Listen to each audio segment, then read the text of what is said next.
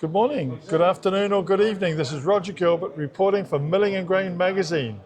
And where am I this week? I am here in Utrecht, Holland, attending Victam. It's the fourth year after the last Victam, so everybody's had a wonderful 2 to 3 days. This is the last day, and I'm pleased to say I'm on the exhibition floor again, and I'm in the company of Yiannis Dedoussis.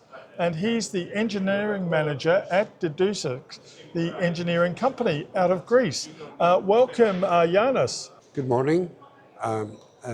As Roger said, I'm Yiannis Dedoussis.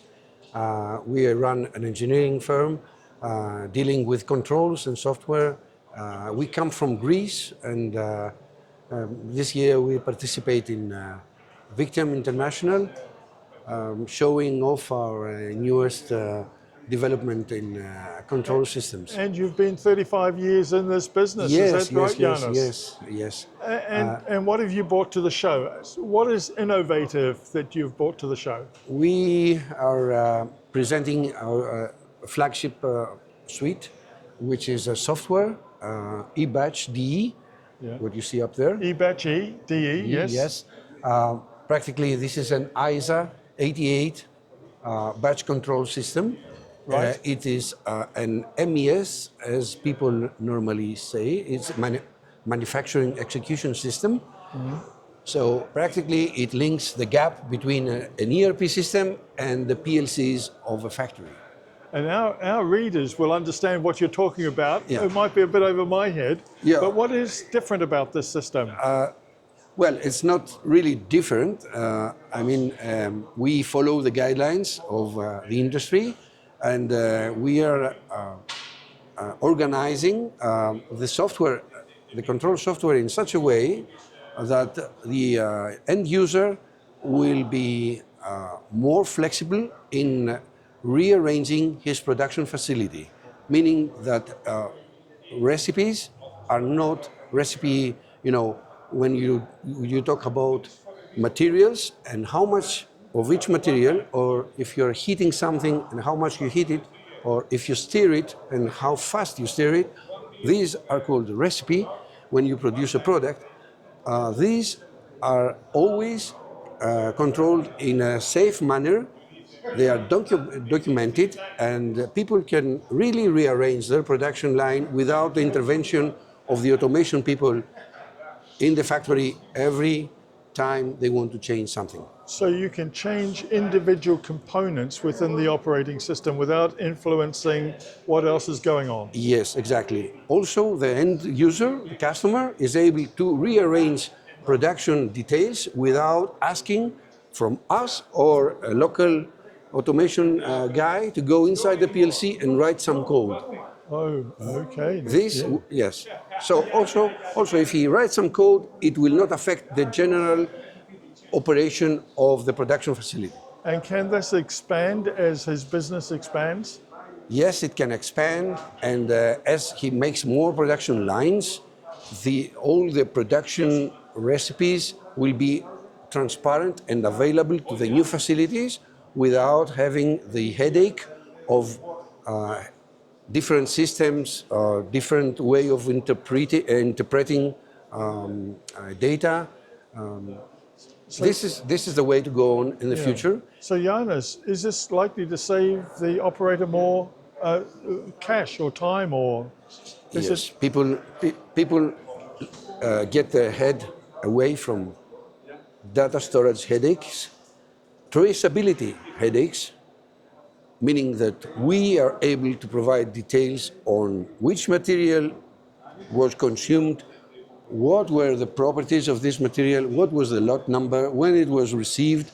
If somebody has a notice that a raw material has a flow, he is able to identify which batch, which productions were affected, so he can get a recall of the product without the fuss and without the uncertainty that he has something written on a book somewhere and trying to find it. Okay, and what else do we see on these screens? Because you've what got we quite see a on few the screens. So here we see the whole, let's say, the whole idea behind the operation level. which is a SCADA system that we see on top. Top, yeah. Okay, and a batch display that we see on the bottom. Here we can see individual batches of a single production. Yes. Okay, so we see the 41, 42, 43. Yeah. Okay, and then at the same time we see which is running, which is ready to start. Yes. We see materials as they are loaded Yeah. at the moment.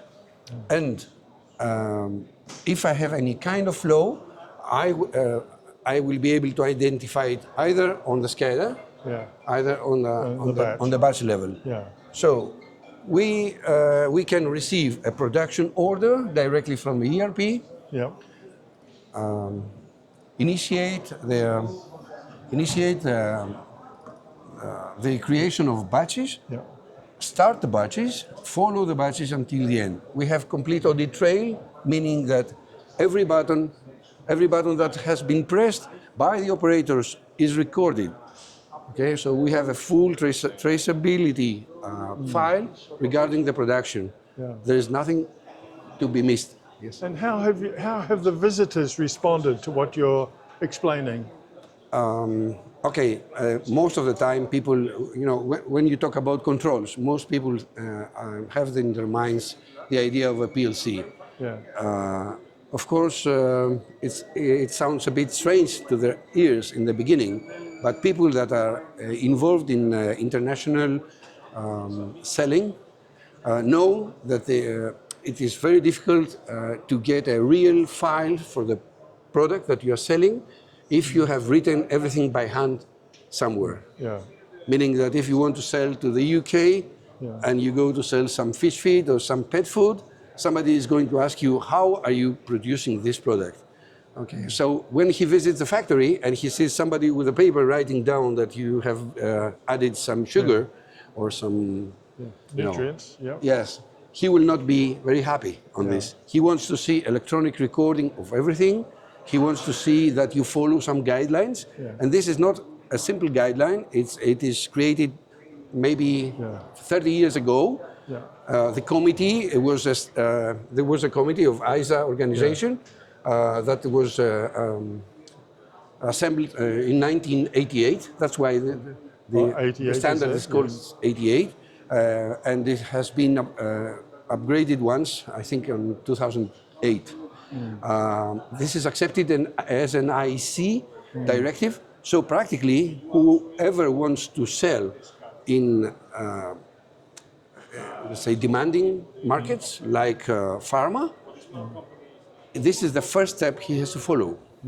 The next step is FDA approval, meaning that it is more strict, to keep data and at the same time provide real information on how the product is being produced. So the show's been pretty positive then? Yes, of course. Victam is always positive. Yeah. It's not very long, it's not very short, it's just about right. Just right, yeah. Well, Yiannis, thank you very much for explaining that. It sounds a novel and new, creative way of looking at control systems. Thank you very much. And I hope our readers can explore this a little bit more. Thank you very much. Thank you. They can visit our website, yes. Okay. Thank you, Yiannis. Thank you. Bye-bye.